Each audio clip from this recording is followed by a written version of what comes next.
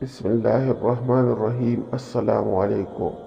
اسلام میں شوہر اور بیوی دونوں کو ہی ایک دوسرے کے حقوق سختی سے ادا کرنے کا حکم دیا گیا ہے، لیکن زیادہ تر گھروں میں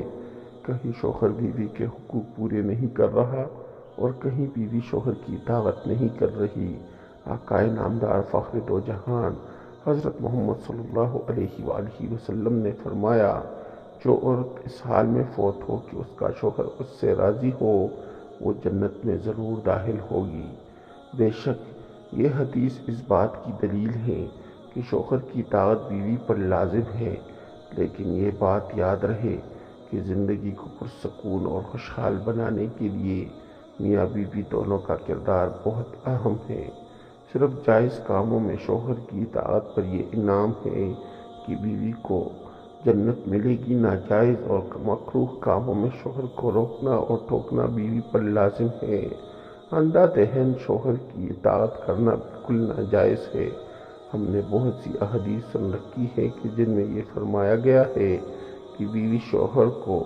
حق زوجیت سے نہیں روک سکتی، لیکن ہم آپ کو آج وہ احادیث بیان کریں گے جن میں ان شوہروں کا بیان ہے جو جان بوجھ کر بیوی کے چاہتے ہوئے بھی حق زوجیت ادا نہیں کرتے۔ ایک موقع پر حضور اکرم صلی اللہ علیہ وآلہ وسلم نے فرمایا، عورت جب 5 نمازیں پڑھے، رمضان کے روزے رکھے، اپنی شرمگاہ کی حفاظت کرے اور اپنے شوہر کی اطاعت کرے تو اس سے کہا جائے گا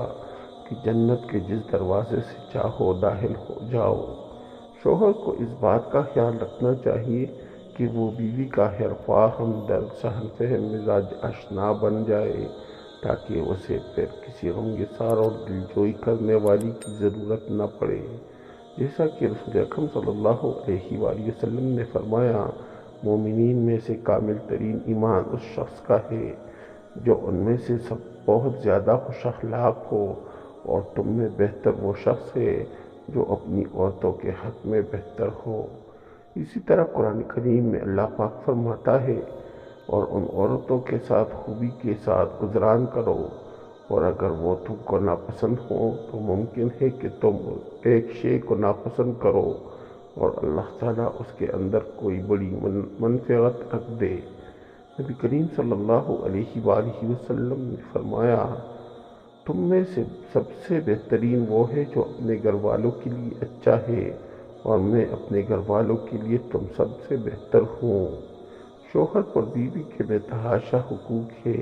جنہیں پوری کرنا ہر شوہر پر لازم ہے، اور اسی طرح اگر بیوی کا حق ادا کرنے کا دل نہ کرے تو یہ شوہر کے لیے جائز نہیں،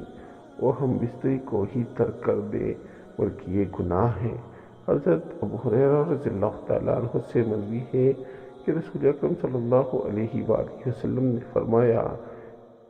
عورت میں جنسی خواہشات مرد کی جنسی خواہشات کی نسبت 99 گنا زیادہ ہے، مگر اللہ تعالیٰ نے عورت کو مرد کی نسبت زیادہ شرم و حیا والی پیدا کیا ہے۔ عورت کو اپنی شرمگاہ کی حفاظت کرنا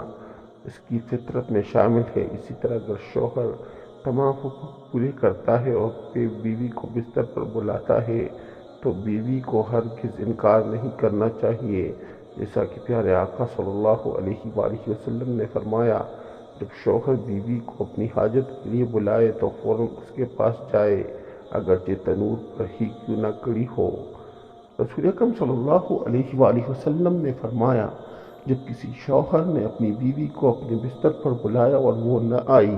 پھر اسی غصے میں اس نے رات گزاری تو صبح تک سارے فرشتے اس عورت پر لعنت کرتے رہتے ہیں۔ حضرت ابو ہریرہ رضی اللہ تعالیٰ عنہ سے مروی ہے کہ اللہ تعالیٰ کے رسول صلی اللہ علیہ وآلہ وسلم نے فرمایا، اے لوگو، تم میں سے کوئی ہے جو اپنی بیوی سے حاجت پوری کرتے ہوئے پردہ کر لیتا ہے؟ وہاں جمع ہوئے صحابہ کرام رضی اللہ عنہم میں سے کافی صحابہ کرام رضی اللہ عنہم کا ہاں میں جواب آیا۔ پھر آپ صلی اللہ علیہ وآلہ وسلم نے فرمایا کہ تم میں سے کوئی ہے جو اپنی راز کی باتیں دوسرے لوگوں سے کر لیتے ہیں؟ یہ بات سن کر سارے مردوں نے کوئی جواب نہ دیا۔ پھر آپ صلی اللہ علیہ وآلہ وسلم نے عورت کی طرف متوجہ ہو کر پوچھا، کیا تم میں سے ایسی عورتیں ہیں جو اپنے شوہر کی راز کی باتیں باہر جا کر عورتوں سے ظاہر کرتی ہیں۔ عورتوں میں تھوڑی دیر تک خاموشی چھا گئی اور پھر ایک عورت اٹھی اور آپ صلی اللہ علیہ وآلہ وسلم سے کہنے لگی، یہ اللہ کے رسول صلی اللہ علیہ وآلہ وسلم، اپنی راز کی باتیں مرد بھی مردوں کے سے کرتے ہیں اور عورتیں بھی عورت سے کرتی ہیں۔ اس عورت کی بات سن کر آپ صلی اللہ علیہ وآلہ وسلم نے فرمایا کہ اپنی حاجت کی باتیں دوسروں سے ظاہر کرنا ایسا ہے جیسے ایک راہگیر زانی عورت ایک زانی مرد سے بدکاری کرتی ہے اور ارد گرد کے لوگ ان دونوں کو دیکھ رہے ہیں۔ علماء کرام بیان کرتے ہیں کہ جب شادی شدہ جوڑا ایک دوسرے کے قریب ہو تو سب سے پہلے بسم اللہ پڑھ لے تو اللہ تعالیٰ ان سے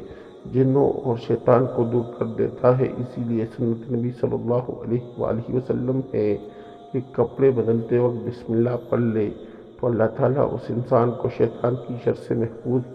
فرما دیتا ہے۔ ہمارے بہن بھائی کپڑے بدلتے وقت بسم اللہ نہیں پڑھتے۔